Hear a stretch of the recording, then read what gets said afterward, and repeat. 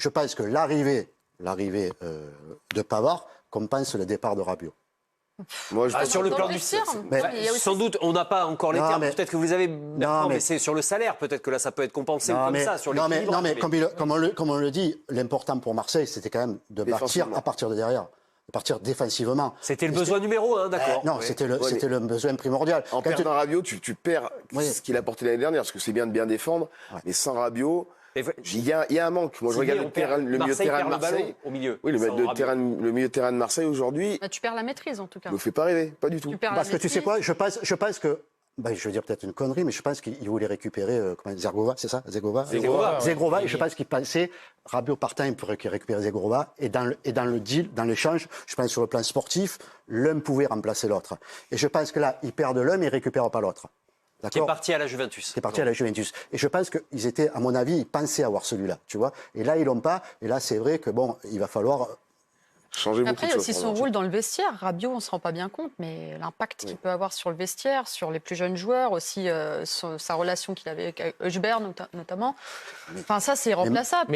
Sauf si Pavard, ça le remplace. Oui, mais justement, moi, je me souviens, quand Rabiot arrive, personne ne peut imaginer qu'il aura cette place-là dans le vestiaire. Parce qu'Adrien Rabiot, il est décrit quasiment depuis le début de sa carrière comme un leader par l'exemple, mais quelqu'un de plutôt taiseux. Et au final, en étant un joueur un peu au-dessus du club, parce que c'est un joueur d'une gamme supérieure qui fait qu'il est très au-dessus. Et il a épousé ce rôle de leader. Et Benjamin Pavard, moi, je peux voir des similitudes dans le caractère entre les deux. C'est deux joueurs qui sont assez irréprochables sur le terrain, mais qui ne sont pas des grands bavards. Je pense que Pavard, il a un âge dans sa carrière, et j'espère que c'est aussi ce que lui ont demandé les dirigeants, que là, on va lui demander d'avoir un rôle un peu différent à Marseille qu'il avait à l'Inter Milan, dans un vestiaire avec Lautaro Martinez, etc. Je pense que Pavard, en plus, au poste qu'elle sait en défense centrale, à mon avis, c'est aussi le moment pour lui, et il le sait aussi à Marseille.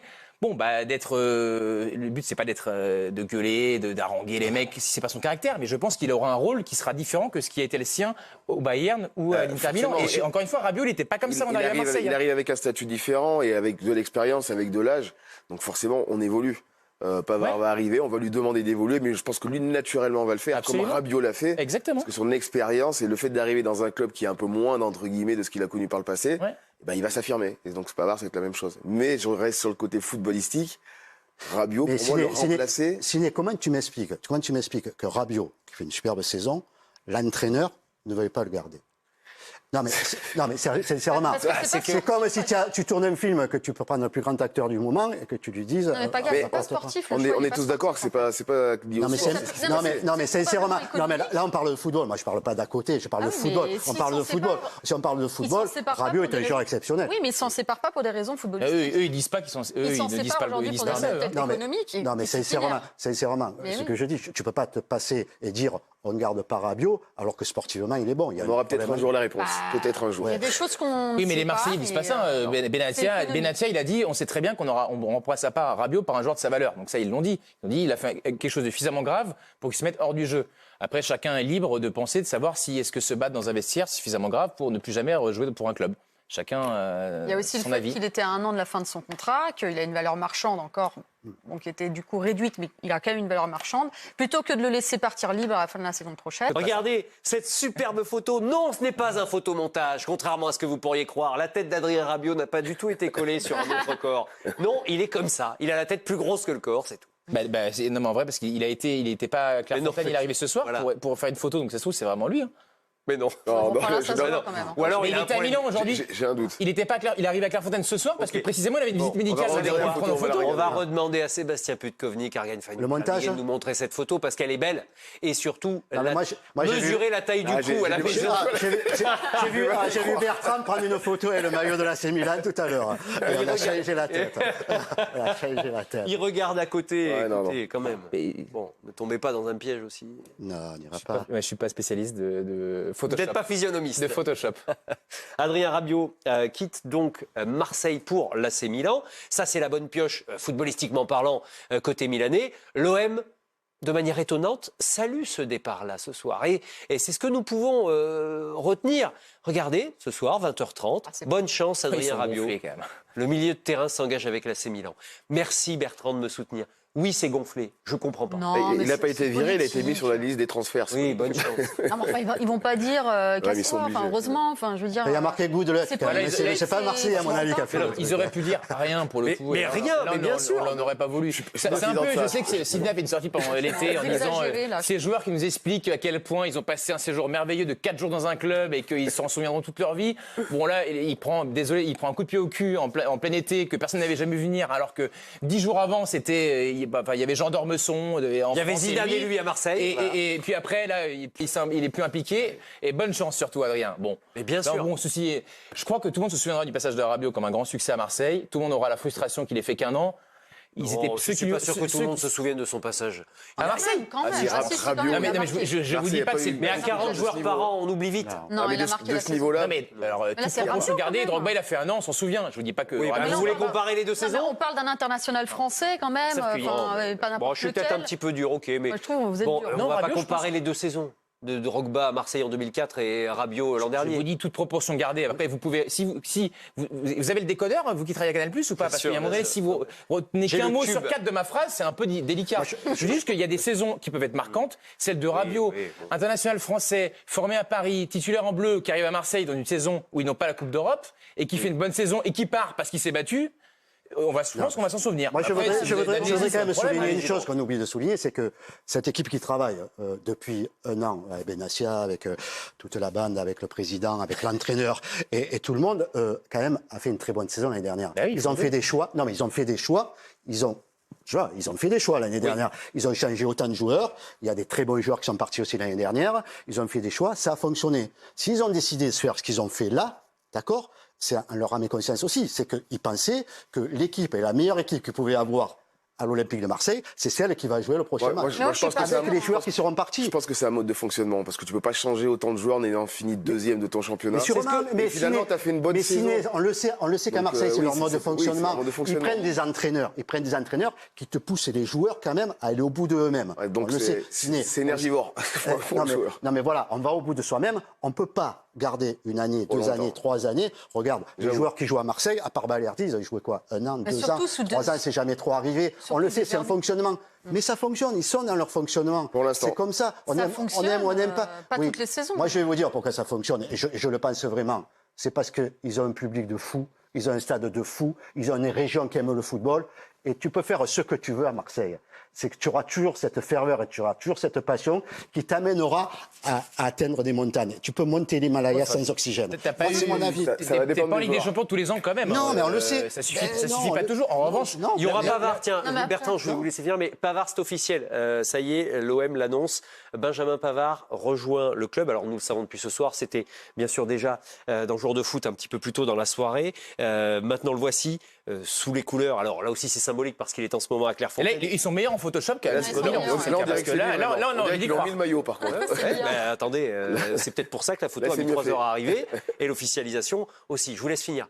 Vous voulez Non, nous je vais- montrer votre compo marseillaise? Je peux répondre à Laurent Oui, Paganelli allez-y, si vous le voulez bien. Moi aussi, j'ai une Ouais. réponse à apporter. Je voulais simplement dire que moi, je le rejoins en partie sur ce qui vient d'être dit, mais sur le bilan, le fait, genre Marseille, ça marche à tous les coups parce qu'il y a le public. Moi, je mets un peu de distance par rapport à ça. En revanche, ce qui est factuel, c'est que Benassia, il est arrivé, Marseille était 15e, je crois. Il joue un match à Strasbourg. Ouais. Je parle de l'équipe en place maintenant. La saison dernière, il termine deuxième du championnat. Donc lui, je lui accorde du crédit. Son président, quand c'était lui qui faisait le mercato de A à Z, ils n'étaient pas en Ligue des Champions tous les ans. Non. Donc Je suis d'accord. la ferveur, c'est bien. Il faut aussi recruter des bons joueurs. Et jusqu'à maintenant, ça a été fait. On verra cette année. Vous voulez Margot. que- Non, mais juste avant que Bertrand nous dévoile son équipe, la ferveur, Saint-Etienne, dans ce cas, il devrait être en Ligue des Champions. Il y a quand même une sacrée ferveur Tout à fait. à Saint-Étienne Non, mais- aussi. Mais après, je te rejoins pas, gars. C'est sûr que ça décuple. Il y a des joueurs qui ont besoin de cette adrénaline pour être encore meilleurs. Et sans doute que ça apporte quelque chose. Mais je suis pas persuadée que ce soit Marseille, c'est quand même un cadre particulier. Tu peux le tourner dans tous les sens que tu veux. Bien sûr. Marseille, c'est un cadre Mais particulier. ça ne correspond pas à tous les joueurs. Il y a Oui, des c'est joueurs ce que qui j'allais peuvent dire. pas Ça jouer à peut inhiber, Marseille, quoi. Ça absolument. inhibe beaucoup de Mais joueurs. c'est ce que je te dis. pense. Les joueurs qui sont en train de prendre, c'est des joueurs qui peuvent y aller. Alors voilà, il y a des profils différents, donc il faut vraiment s'appliquer sur le côté footballistique et le foot. Oui, mais la nouveauté, c'est qu'il faut que ça marche tout de joueurs. suite parce qu'au bout de 6 mois, vous êtes trop vieux à Marseille. Regardez, je prends l'exemple. Guiri, il a disparu des radars. Il a disparu des radars de quoi? Il est toujours dans l'effectif. Il y a un moment donné, il y a de la- donc, les mecs recrutent pas. Vous allez nous pondre une question sur le PSG en disant ils ont pas recruté, c'est un problème. Là, Marseille recrute. Ils avaient Gouiri, il faut Aubameyang parce qu'il y a 2 compétitions à jouer. Ça vous a pas échappé, ça? Que Marseille est en Ligue des Champions. Nicolas, vous êtes au courant ou pas? Marseille est en Ligue des Champions, c'est Canal+.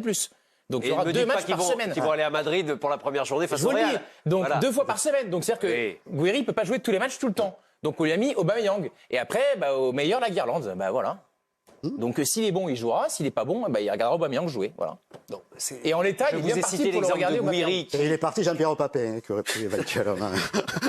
Et pour le coup, il est vraiment parti en plus. Il est vraiment parti. Il n'était pas si loin il y a encore 6 mois comme entraîneur de la réserve. Bon, eh bien, puisqu'il y a environ une trentaine de joueurs capable d'être titulaire avec l'OM de Roberto De Zerbi. Quel est votre compo possible cette saison, Bertrand? Vous voulez bien nous la montrer?